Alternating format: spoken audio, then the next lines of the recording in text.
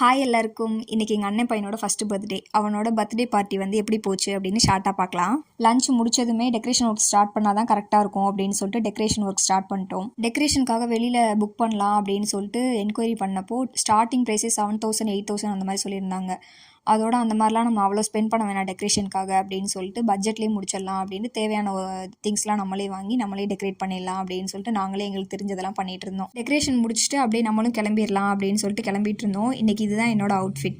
Decoration work complete பண்ணதுக்கப்புறம் final look இப்படி தான் இருந்துச்சு. எப்படி இருக்குன்னு கமெண்ட்டில் சொல்லுங்கள். அப்புறம் கெஸ்ட்டுமே கொஞ்சம் கொஞ்சமாக வந்துட்டு இருந்தாங்க. அப்புறம் கேக் பார்த்தீங்கன்னா 2 டயரில் பைனாப்பிள் ஃப்ளேவர் கோகோமெலன் தீமில் ஆர்டர் கொடுத்துருந்தோம். அது நல்லா பண்ணி கொடுத்துருந்தாங்க. கேக் கட் பண்ணி முடிச்சதுக்கப்புறம் கெஸ்ட் எல்லாத்துக்குமே கேக் கட் பண்ணி கொடுக்கணும்ல, அந்த வேலையை வந்து நான் பார்த்துட்டு இருந்தேன். அப்புறம் ஃபஸ்ட்டு பந்திலே உட்காந்து பிரியாணி நல்லா ஃபுல் கட்டியாச்சு. அதுக்கப்புறம் என்ன ஃபுல்லாக ஃபோட்டோ ஷூட் தான். பர்த்டே பாய் ஆகிய மித்ரன் கூட எல்லாரும் ஃபோட்டோ எடுத்துகிட்டு இருந்தோம். அப்புறம் ஊர்லேருந்து ரிலேட்டிவ்ஸ்லாம் வந்திருந்தாங்க. அவங்க கூட கொஞ்சம் நேரம் உட்காந்து பேசிகிட்டு இருந்தோம். அப்புறம் டைம் ஆனதும் அவங்களும் கிளம்பிட்டாங்க. கெஸ்ட் எல்லாரும் போனதும் அந்த டெக்கரேஷன் பண்ண எல்லாத்தையுமே ரிமூவ் பண்ண ஸ்டார்ட் பண்ணிட்டோம். ரிமூவ் பண்ணிவிட்டு அந்த ஸ்பேஸையுமே க்ளீன் பண்ணிவிட்டு அப்படியே வீட்டுக்கு வந்துட்டோம். இதே மாதிரி நெக்ஸ்ட் வீடியோவில் பார்க்கலாம். பாய்.